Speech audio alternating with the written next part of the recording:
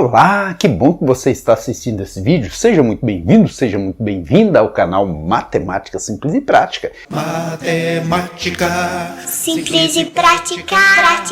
Eu me chamo Dimas e preparei para você essa aula com todo capricho. Vale muito a pena você assistir. Venha comigo. Correção da questão número 18 do vestibular da Universidade Federal de Roraima 2023, prova modelo E3, e o tema da aula é cônicas.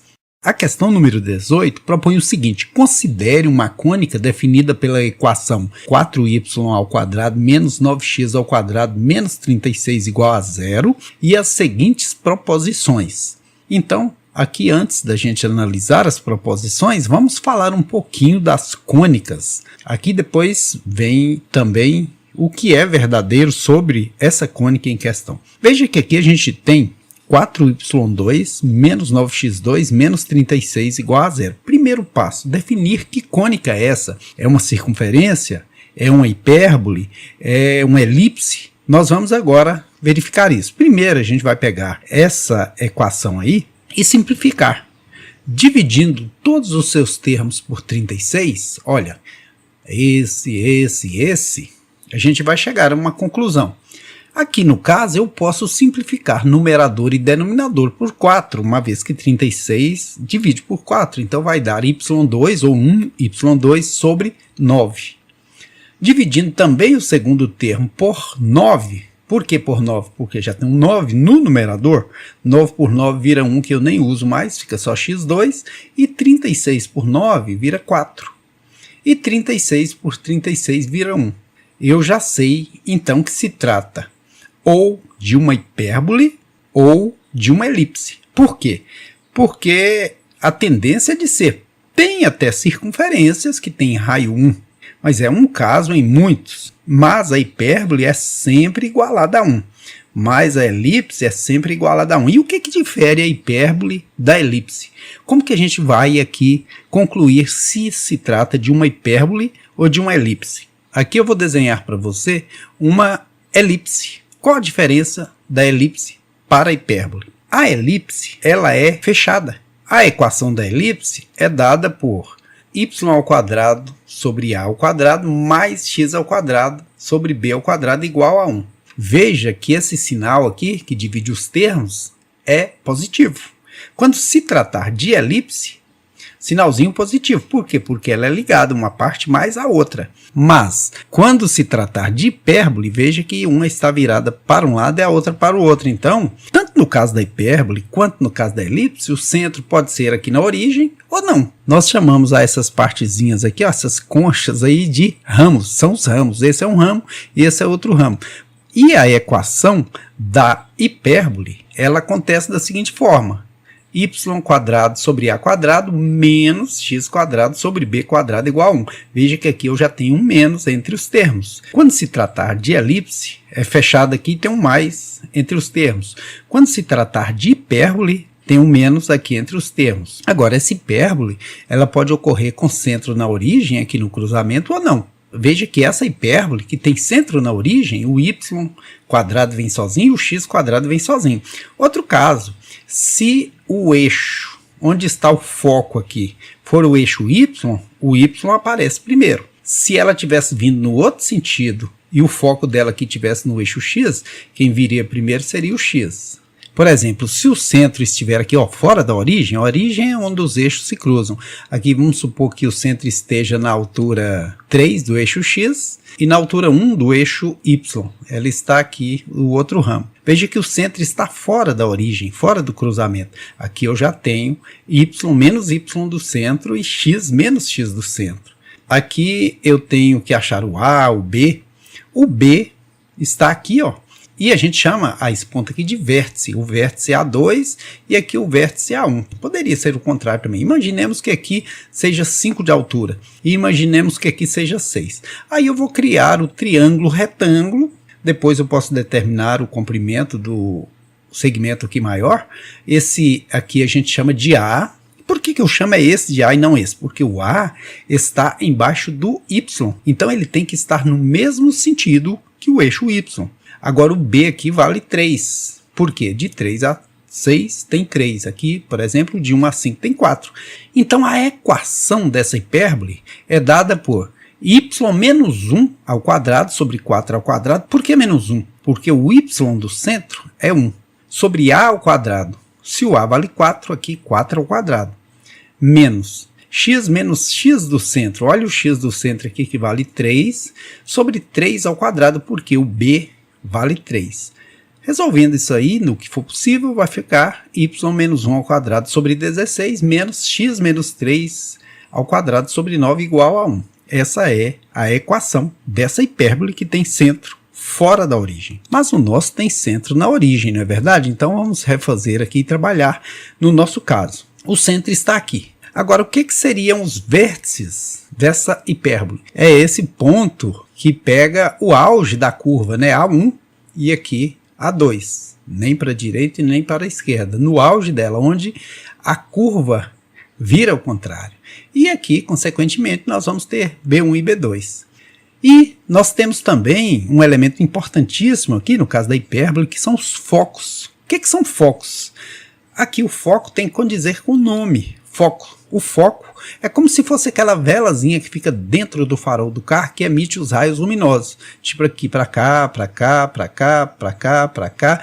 Os raios batem e voltam iluminando a estrada. Então o foco é isso aqui, ó. Esse ponto onde os raios partem e incidem aqui no ramo da hipérbole. Tanto F1 lá embaixo como F2 lá em cima. Olha, os raios vão incidir aqui no ramo de cima da nossa hipérbole. Esse é o foco, bonitinho, verdinho de esperança. Agora que você já conhece os elementos da hipérbole, pelo menos os que a gente vai precisar nesse caso, vamos trabalhar aqui. Criando um triângulo retângulo, nós sabemos que esse pedacinho a gente pode chamar de A. Por quê? Porque ele está debaixo da letra Y e o nosso eixo Y é o vertical. Aqui a gente pode chamar de B, porque o B está debaixo da letra X, ou seja, ele tem que estar na mesma direção do eixo X, ele tem que estar no eixo X, por isso que ele está aqui no denominador de x².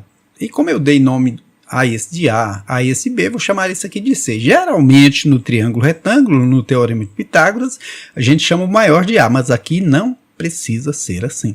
Aqui o A é obrigatoriamente quem está no eixo Y, nesse caso, e o B é obrigatoriamente quem está no eixo X. Certinho? Já que você conheceu os elementos, então vamos agora trabalhar na nossa questão. Aqui agora a gente já sabe que trata-se de hipérbole, porque tem um menos, e que o foco está no eixo Y. Né? Então nós vamos ter a seguinte fórmula: y² sobre a² menos x² sobre b² igual a 1. Lembrando que aqui o centro é na origem. Por quê? Porque não veio nada além do y2, não veio nada além do x2. Então vamos construir aí a nossa hipérbole. Aqui o y, né? E o primeiro ramo da nossa hipérbole está aqui e o segundo ramo está aqui. Agora vamos encaixar essas informações aqui na fórmula e no gráfico. Construindo o nosso triângulo retângulo, primeiro eu vou definir onde são os vértices. Vamos localizar os vértices aí. A1 está aqui e A2 está aqui. A gente chama de vértice porque está no vértice da curva, né? Onde ela vira. Estava descendo e começou a subir. E, como a fórmula traz que é y² sobre a², esse a² só pode valer 9. Se ele pode valer 9, o a² vale 9, quanto ao quadrado, que vale 9, 3. Então, eu posso dizer que daqui da origem até o A2, que é o vértice 2, vale 3. O mesmo eu posso dizer em relação ao B. Se B² vale 4, é porque cada B vale quanto? Que número ao quadrado que vale 4? O número 2. Então, eu posso dizer que daqui a aqui, ó, que é B, vale 2. Por quê? Porque se o B for 2, 2 ao quadrado vira 4. E como é x² sobre b², esse b precisa valer 2 para que quando ele for elevado ao quadrado, resulte em 4. Agora, para eu achar o c, ficou simples. Teorema de Pitágoras, c² é igual a a² mais b². c² vai ser a², o a vale 3, ao quadrado vale 9, o b vale 2, ao quadrado vale 4. Até porque aqui já tem a² valendo 9 e b² valendo 4. Então, c² é igual a 13. Radiciação anula a potenciação. Então, o c ficou sozinho. E esse é um número irracional que não dá para extrair raiz inteira. Então, o C vale raiz de 13. Agora, faltou eu colocar aqui o valor do foco ou dos focos. Mas é muito simples. Veja o que acontece. Vou pegar essa hipotenusa e deslocar ela até ajustar aqui na vertical. Ó, chega um pouquinho mais, um pouquinho mais, um pouquinho mais, ajustou. Olha onde ela terminou lá. Ó. É ali que é o foco. Toda hora a distância focal, a distância do foco à origem, é a mesma distância aqui do vértice até o ponto B. Certinho? Então aqui também vai ser o F2, que é raiz de 13. Veja que eu deslizei esse segmento de reta, ele chegou nessa altura aqui. Então o foco é aqui, raiz de 13. Assim eu já tenho tudo que eu preciso para analisar as proposições. Primeira proposição. A equação da cônica corresponde a uma hipérbole com focos sobre o eixo y. Verdade? Olha o foco aqui bonitão, verdinho. E o eixo y está aqui. Então é verdade. Eu poderia colocar o outro aqui, mas eles estão sobre o eixo y, né? Então é uma proposição verdadeira. A segunda proposição. As coordenadas dos vértices da cônica são dados por 0 e 3 e 0 e menos 3. Vamos ver as coordenadas dos vértices. Olha os vértices aqui, ó. Esse e esse. Aqui, no eixo x, realmente é 0.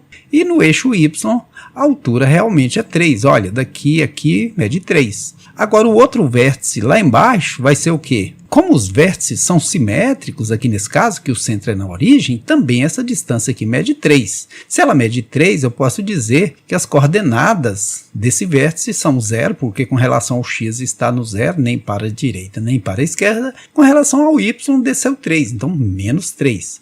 Então, faz todo sentido. É a mais pura verdade. A proposição 2 é verdadeira. Vamos à proposição 3. A equação da cônica corresponde a uma elipse com focos sobre o eixo x. Isso nunca foi e nunca será uma elipse.